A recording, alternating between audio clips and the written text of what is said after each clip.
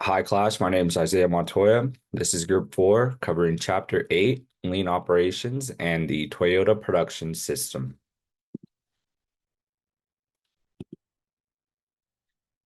The learning objectives are 8.1, explain the two ways in which an operation can be wasteful.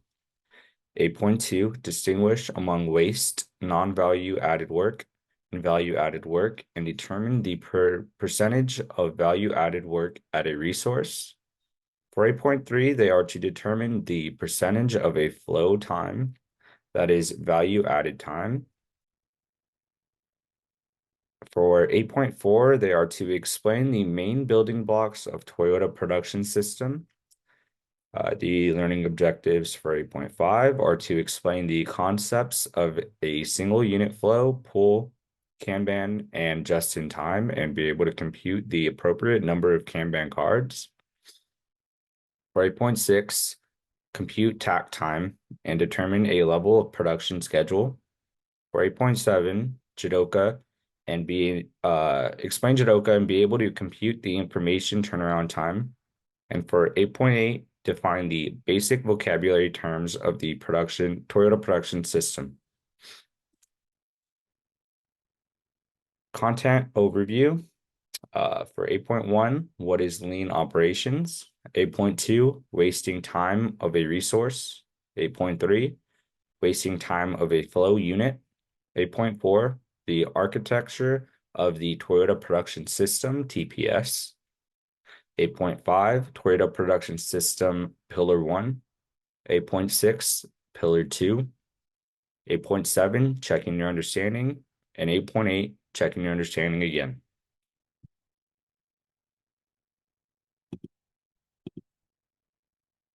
Hi everyone, my name is Deja Morano, and in the next couple of slides, I'm going to be going over what lean operations is, as discussed in Chapter 8, Lesson 1. First, we have to get an understanding of the term lean itself. It was coined by James Womack following his global automotive studies and his success behind the Toyota production system. Now, when we are referring to lean in future slides, it is important to know what the term is referring to. It is referring to the operation's goal to eliminate waste from the system. There are two main forms of waste: the waste of a resource's time and the waste of a flow unit's time, which we'll discuss further. Now that it is time to go over the two forms of waste, we are going to start with the first one, waste of time at a resource. This is going to be from the perspective of a resource, which, if we can recall from earlier chapters, is going to be the workforce or production equipment.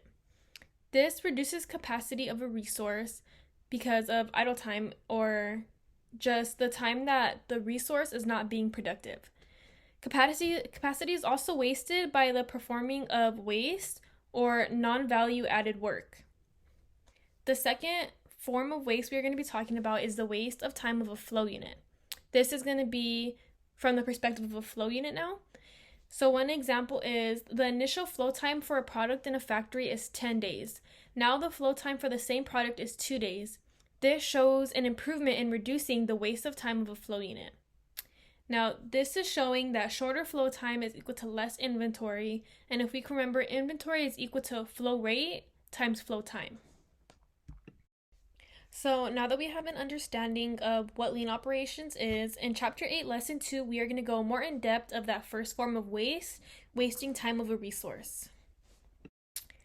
To start, we are going to go over the types of worker movement. As we know, workers, the workforce, that is all one type of a resource.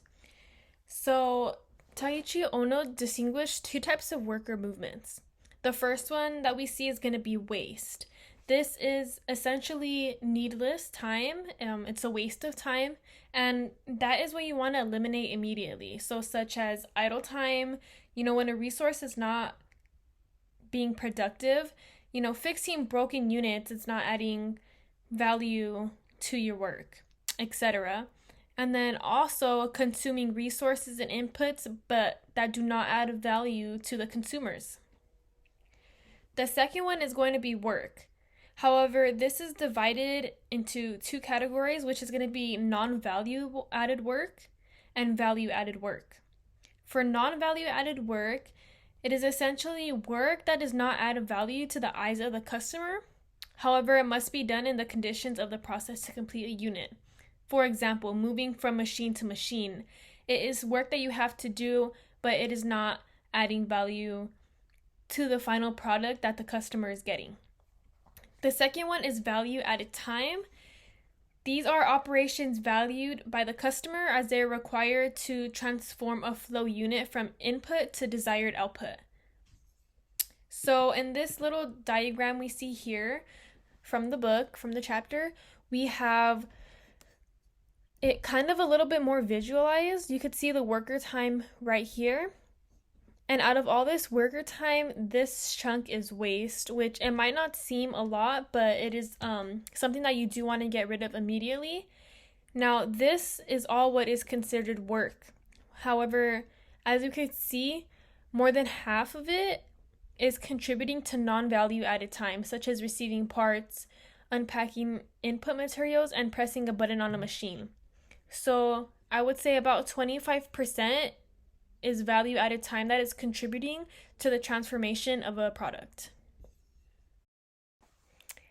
So for this next slide, we're going to be going over the overall equipment effectiveness, or the OEE, and this is going to give us that number, that percentage of out of all the available time, what is actually adding value to a customer from either your product, your service. And to get this, our formula is going to be the value added time over the total available time. So if we can remember that value added time is time that is not waste or non-value added time. And then total available time is going to be the amount of time a resource has available to fulfill a demand. And that is going to give us that percentage that we're looking for. So as we can recall, Ono distinguished those two types of worker movements: waste and then work was subcategorized into non-value added time and value added time. However, he also created the 7 sources of production waste, and these are going to be 7 ways that a resource can waste its own capacity. So we have idle time, which for example in a healthcare setting is empty operating room because a provider is waiting for a patient. And then we also have overproduction, transport, which could be patient transporters. Then we have overprocessing or incorrect processing, inventories, moving, and defects/reworks, which could be, having to readmit a patient into the intensive care unit because he was discharged too early. However, there is also an 8th source that is referred to by the scholars of Toyota Production System, which is the waste of an intellect. So an example of this in a healthcare operation is going to be not allowing nurses, patient transporters, and other frontline employees to improve the process. Now we are going to head into a check your understanding of Chapter 8, Lesson 2, and some of the concepts that we covered. Okay, so our question for this check your understanding is: a piece of equipment is available for 24 hours a day. On a typical day, the equipment produces 10 units. Each unit takes about 60 minutes on the machine, 40 minutes of which is processing time and 20 minutes is setup time. About half the units needed to be reworked, in which case the setup time and the processing time has to be repeated. The remainder of the time, the equipment is idle. So what is the OOE of the equipment, or the overall equipment effectiveness? And this is going to help us get that better understanding of how to calculate that OOE, that percentage that is actually contributing to value to a customer. Okay, so for the answer here in this slide, I separated all the numbers just to make it a little bit more clear what we're taking from the problem. So the equipment is available for 24 hours a day. The machine, how long it takes is 60 minutes per unit. However, the value added time is going to be 10 units, which is however many units it usually produces in a day, times the 40 minutes of the unit, because the 40 minutes of a unit is what is actually processing time. Which is our value added time, and that is going to give us 400 minutes. So 400 minutes of value added time Our waste is going to be 9 hours a day of idle time and then 5 hours a day of reworking. And then our non-value added work is going to be those same 10 units that the machine usually produces a day times 20 minutes, because this is what is out of the 60, the 20 minutes is going to setting up the machine, and that is going to give us 200 minutes. So for our OEE, we're going to take that equation that we discussed earlier a couple slides over, and that is going to be taking the value at a time, which we got that 400, divided by, and then the total time available. So we're going to take the 24 hours a day times the 60 minutes that the machine uses. So we're going to take 400 divided by 24 times 60, and that is going to give us 0.277 and or 27.77%. Hello everybody, my name is Matt Montijo, and I'm going to be going over sections 8.3 and 8.4 with you guys. So just to get started, for these two sections, we're going to delve a bit deeper into the realm of operational efficiency by exploring the intricate balances between resources, time, and value within a production process. So our focus for these two sections will be how to understand the concept of waste, particularly in terms of flow units through a process, and how this relates to the Toyota Production System TPS, which we'll be talking about a bit further in section 8.4. In the previous section of 8.2, we've covered extensively of waste in terms of resources. However, there's another side of waste that we haven't looked and often overlooked, is the waste of time. Waste of time for flow units within a process. So an easier way to think of this would be to, instead of questioning why a task requires numerous hours of labor, instead we should be asking why those hours are spread across several weeks in terms of flow time. Flow unit is conceptualized by Ohanu, the Japanese engineer and businessman.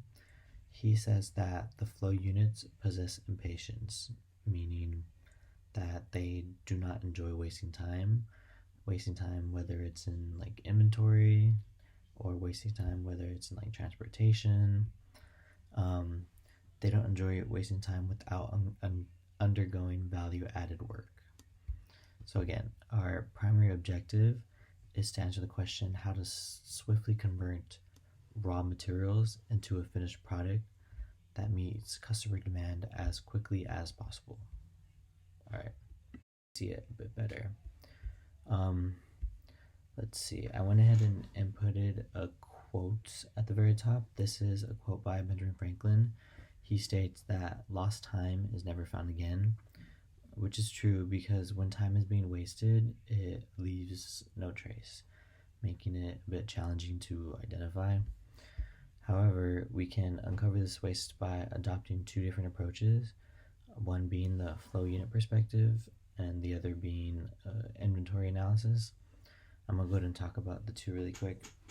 But flow unit perspective is pretty easy. It just helps visualize a timeline of a flow unit's journey through the process, and by doing this we gain insight onto how time is being utilized. Again, we did already do this in figure 8.3 with the 3-step production process. That's how a flow unit perspective should look like. Another way we can visualize this is doing inventory analysis. Since observing flow time directly can be a bit complex, we can identify indirectly and measure it through inventory levels. According to Little's law, it states that flow time is proportional to inventory size, so it helps provide us with a practical method for assessment. Okay, next we're going to be talking about value added percentage. This is just a slide about determining how to calculate this.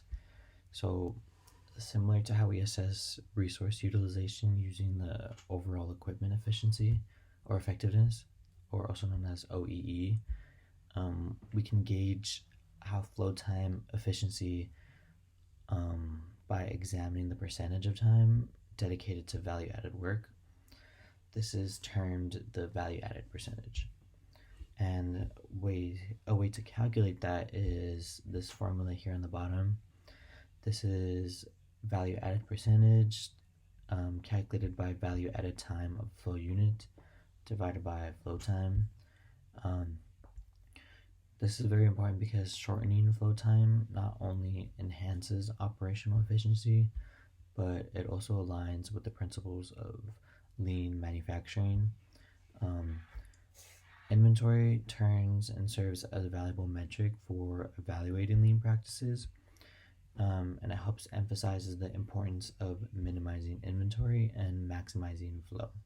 So we are going to be using this formula in the next slide in a quick check your understanding prompt.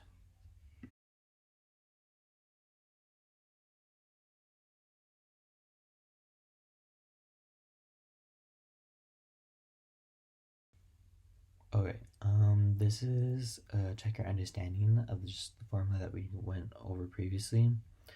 I'm going to go ahead and read the question, and then we're going to answer the question in the next slide. So the question asks, in the stamping operations of an automotive supplier, a piece of sheet metal has a flow time of a little over 8 hours. The time in the stamping operation is spent as follows. It's 3 hours in front of the stamping machine for the batch to start, 1 hour for the waiting of the setup of the machine, 1 hour for the other pieces of the batch to go through the stamping, 1 minute at the stamping machine, and 3 hours waiting for shipment. So the question is, what is the value added percentage of the flow units? And again, we're going to be answering that in the next slide. Okay, so to answer the question, to calculate that value added percentage, again, you take the value added time of the flow unit. In this case, it's going to be that 1 minute, divided that by the entire flow time. That's 3 hours waiting for the next batch, 1 hour of stamping and all that stuff. In total of 8 hours, which we're going to convert that into minutes because we have to have the same unit of measure. So 1 minute divided by 481 minutes, because that's adding that extra 1 minute of value added time, divided the 2, which gives us the 0.0021, which is 21% of value added percentage. Okay, next we are just finished 8.3.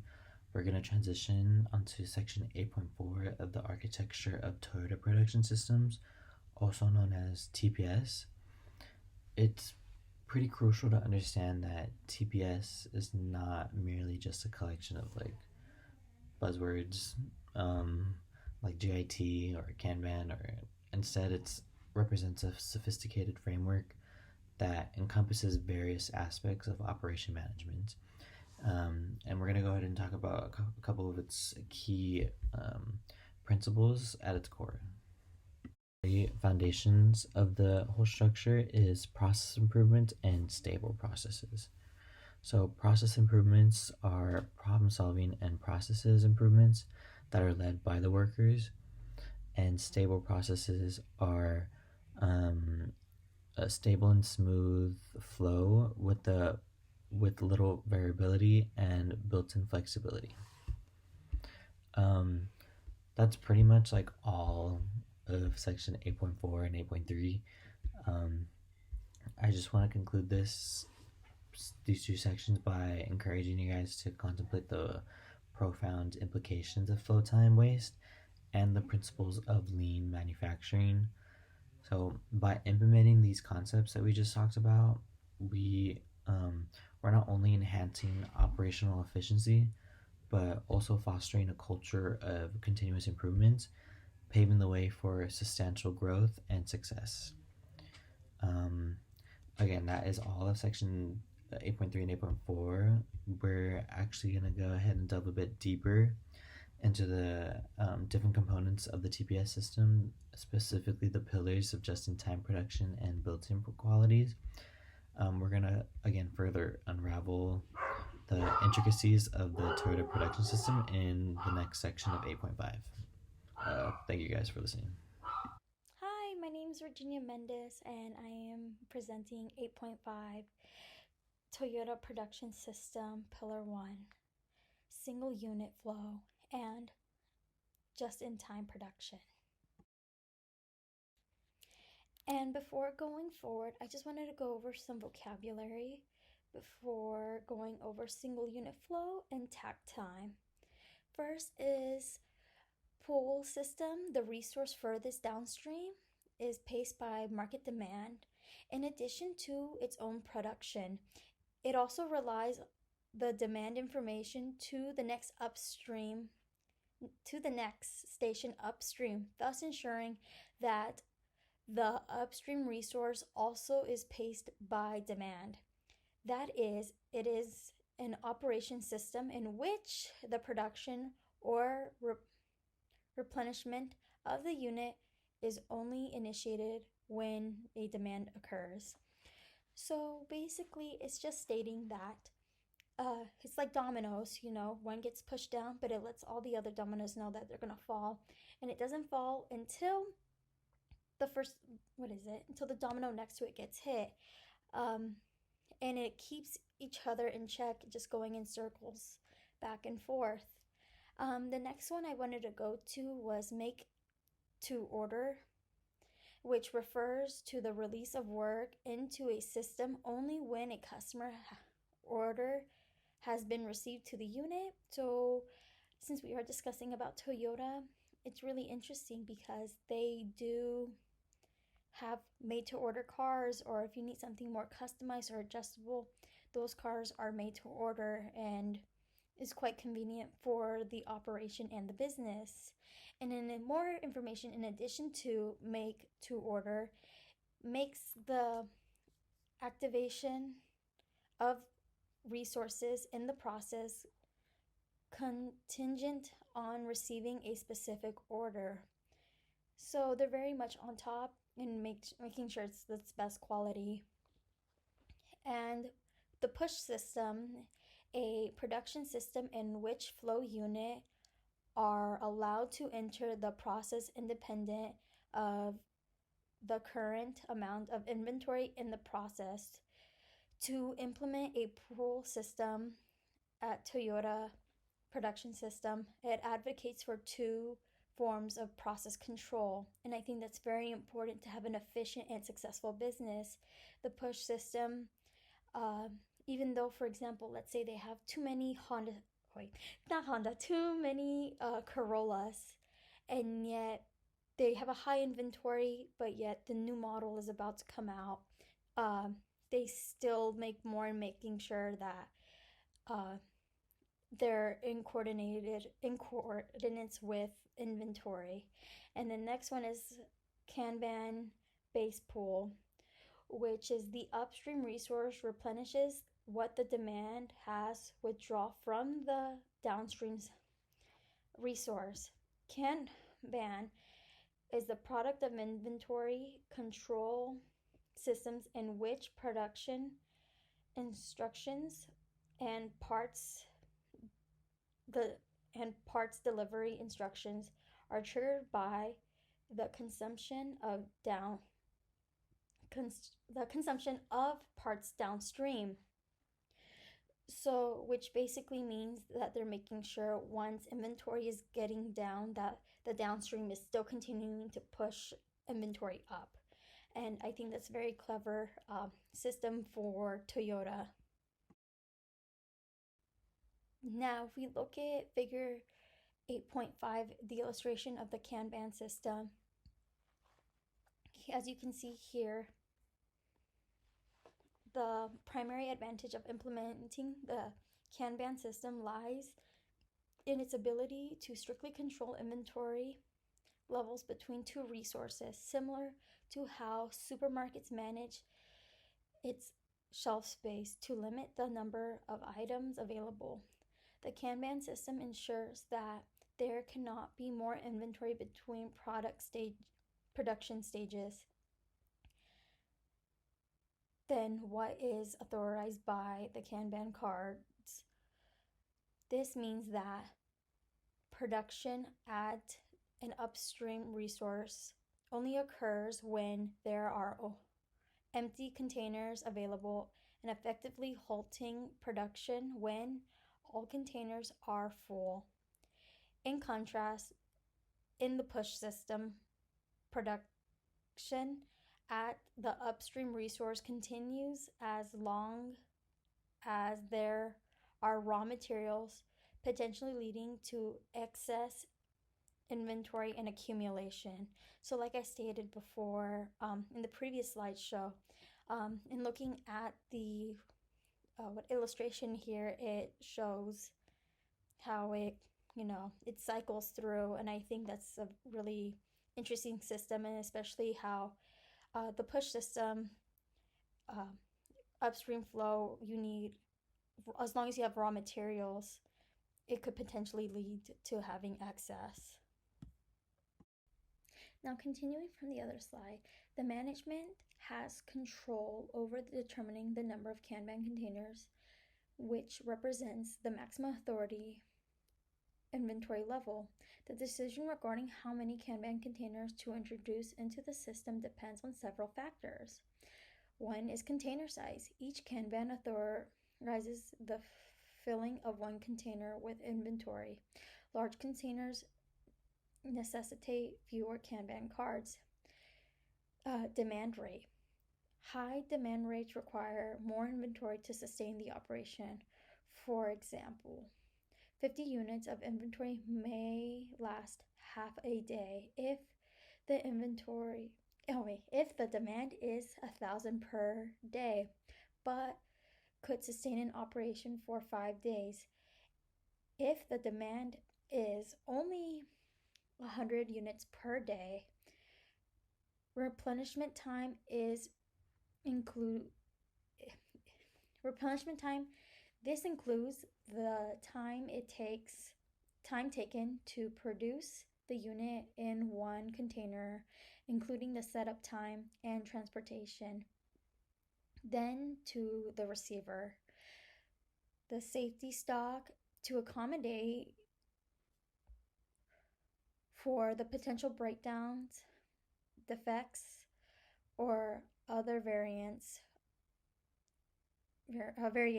of a safety stock. This included in the system the amount of extra inventory designated as safety stock depends on management's judgment of the process variability. If the process operates smoothly, a smaller safety stock suffices. However, if disruption occurs, a large safety stock is preferred. Now, if we look at here for the calculation of Kanban cards, variable influences by the number of Kanbans. It is determined during the replenishment time and safety stock over the container size. And that's just pretty much it. It's very straightforward. Now we're going into 8.6, which is the TPS Pillar 2 expose problem and solving when they occur. Here I'm going to go through process layout. The passage discusses in the textbook the contrast between organizational by function or equipment and a flow-based organization, illustrated here, the U-shaped work cell, as here it is. Toyota Production System approaches of optimizing transfer batch sizes to one unit to minimize unnecessary transportation. The text outline guide for the process layout, conductive if a single flow unit, emphasizes the organization workstation along material flow, creating a baton passing zone to absorb the variation in speed and using the U-shaped lines. U-shaped lines for flexibility to highlight. It highlights the benefits of such a layout. It includes visual flow, avoidance of idle time, and reduces the need of transportation and adaptability to changing demand. Additionally, it clarifies that the Kanban system through a pool system still involves a batch of units together, unlike the ideal single flow unit. Now going over takt time and target manpower. Takt time is the rate of demand that drives the production system, which is the ratio between time available and the number of units demanded. And that is takt time. Is pretty straightforward. And I just wanted to introduce as well the definition of single unit flow, which is operates at a flow of one unit at a time from one resource to the next instead of operating based on transferred batches. And that's really important because if we talk about target manpower, it's labor content over takt time. And if we break that a bit more, it's labor content over available time divided by demand rate. And then labor content times demand rate over available time. In the example that I used was 6 workers needed to serve the demand of 96 units. Note that we can simply supply a substitution of definition of takt time, turning it into a target manpower equation. And that pretty self-explained itself. Now, as stated in 8.6, exposing the problems and solving them when they occur, I believe demand leveling can fix those problems. The meaning of demand leveling involves the sequence of flow units to ensure a consistent workload for all workers in the process, aiming for a stable production flow while sudden spike in demands are disrupted to a system like the Toyota production system. A variation in the demands are inevitable. It'll happen. The goal is to balance the supply and demand while minimizing flow irregularities. For example, in the scenario I'm just going to explain, where a daily demand fluctuates between the different product models and production batches while are adjusting to optimize product efficiency and minimize the setup time. I believe that is the best way to resolve that problem. Hello everyone, my name is Bernadette King and welcome to today's session on lean operations and the Toyota production system. For 8.7, we are going to explore the fundamental principles behind lean thinking and how it revolutionized manufacturing processes worldwide. We'll also explore the concept of takt time and how it influences production scheduling using a real-world example. So to start off with a brief overview, lean operations is a philosophy aimed at eliminating waste and maximizing value in processes. It originated from the Toyota production system, also known as TPS, which was developed by Toyota Motor Corporation in the 20th century. And so the Toyota production system is a renowned manufacturing methodology that emphasizes continuous improvement, respect for people, and the efficient use of resources. and TPS served as the foundation of lean manufacturing practices adopted by industries worldwide. Now, let's dive into a practical example to understand how exactly lean principles can be applied in real life scenarios, particularly production scheduling. So, imagine a process that produces two products, A and B, operating 5 days a week for 8 hours each day. In this particular question, it asks, what is the takt time of the process? What would a level production schedule look like? So the demand for products A and B for the upcoming week is as follows. Day 1 with A having 4 units, B to 6 units. Day 2 with A having 5 units, B also 5 units. Day 3, A to 6 units, B to 4 units, and day 4, A to 7 units, B to 3 units, day 5, A to 3 units, and B 7 units. So here we see that the total demand for both products is 50 units that we have to process over the course of the 40-hour work week. Based off the formula shown below, the takt time would be 0.8 hours per unit. Because goods A and B have the same overall rate of aggregate demand, a level production plan would alternate between them. So therefore, AB, AB, AB, AB would be the schedule.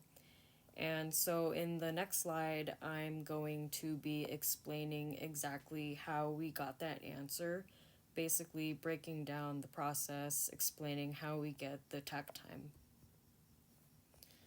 So first, we have to calculate the total demand for both products over the week. So we sum up the demand for each day. So in that case, let me get the pen. So in that case, we're gonna get the total demand. Excuse my sloppy handwriting, which is going to be 4 plus 5 plus 6 plus 7 plus 3, which were the A units,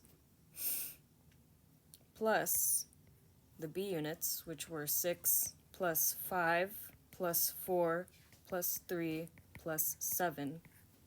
So those are the B units. And that's going to equal 25 units of A plus the 25 units of B. And then so you're going to add those together, which equal 50 units in total. So next we're going to calculate the available time for step 2, since the process operates 5 days per week and 8 hours per day. And so the total available time for production in a week would be this. So in order to get the available time, you're gonna get 5 days a week times 8 hours per day, which is going to equal 40 hours total. So now, that being said, we can finally calculate the takt time.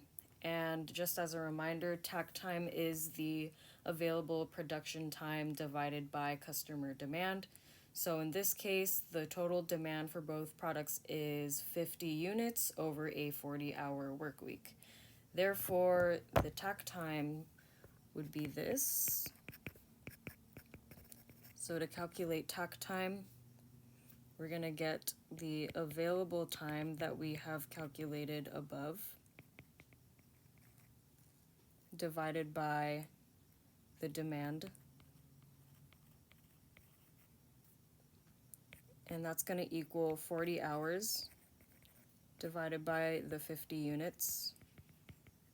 So that means our takt time is going to equal 0.8 hours per unit.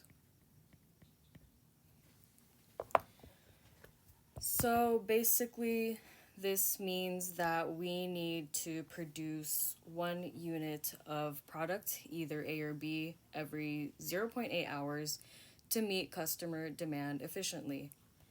So next, let's determine a level production schedule based on the calculated takt time.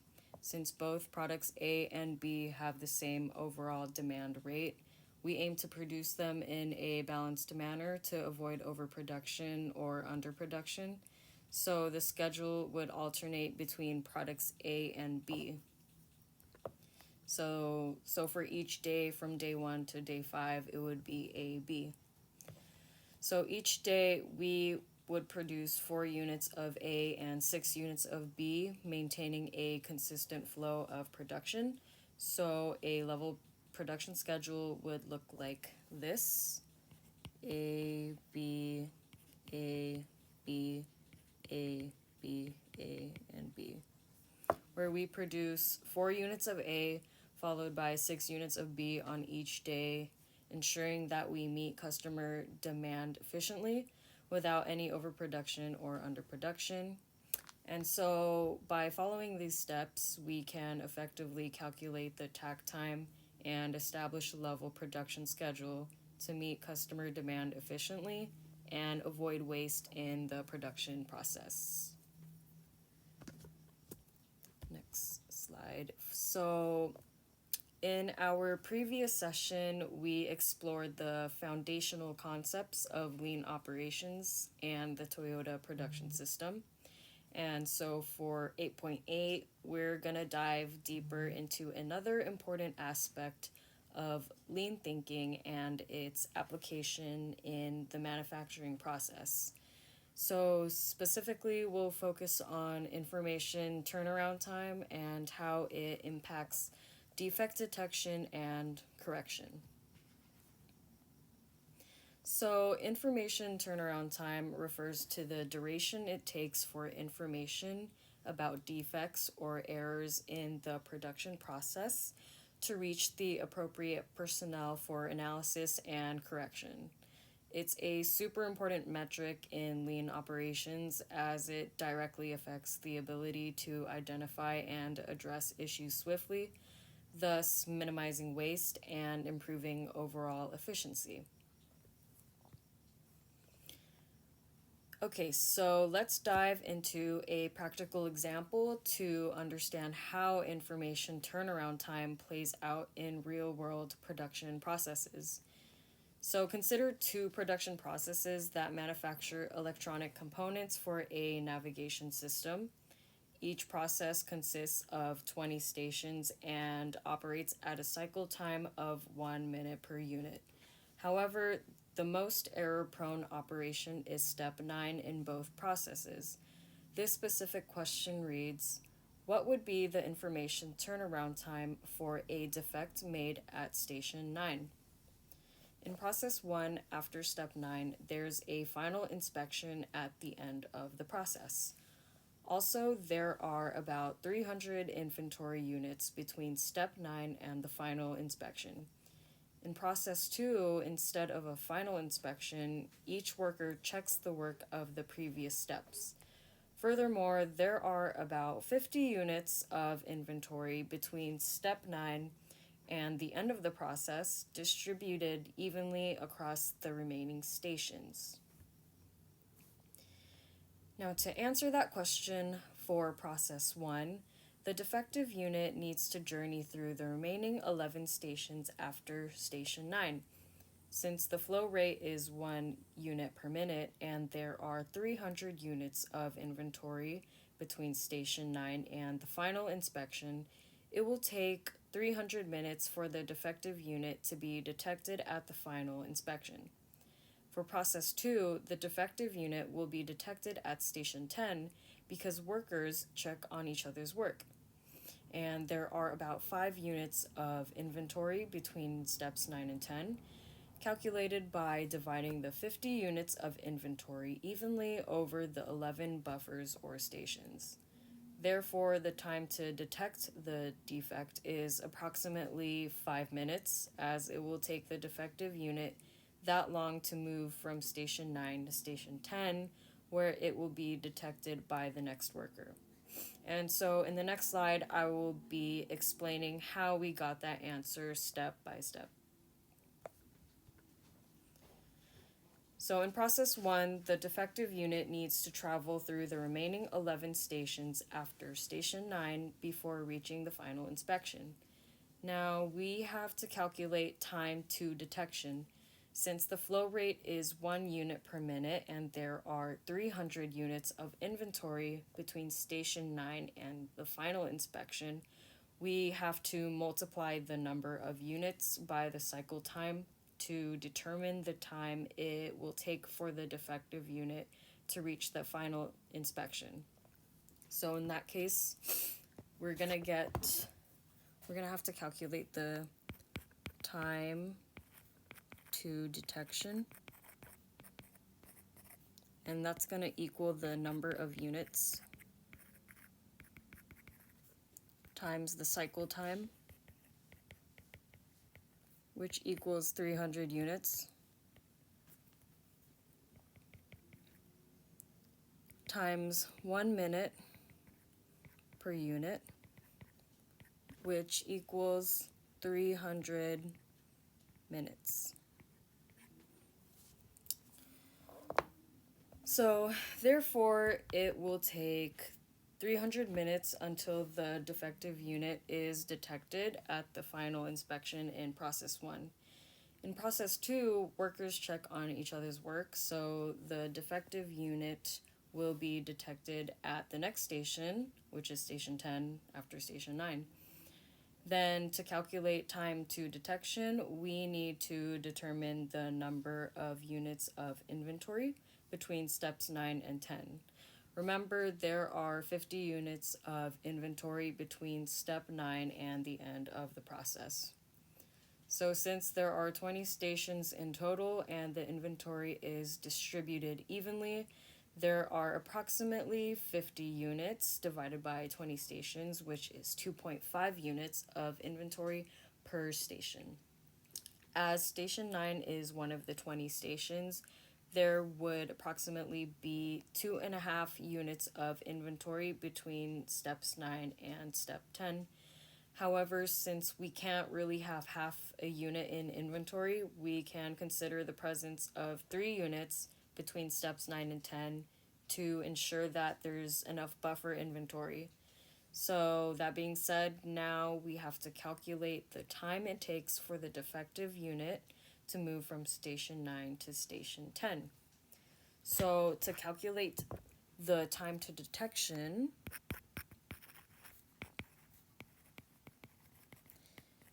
we're going to get the number of units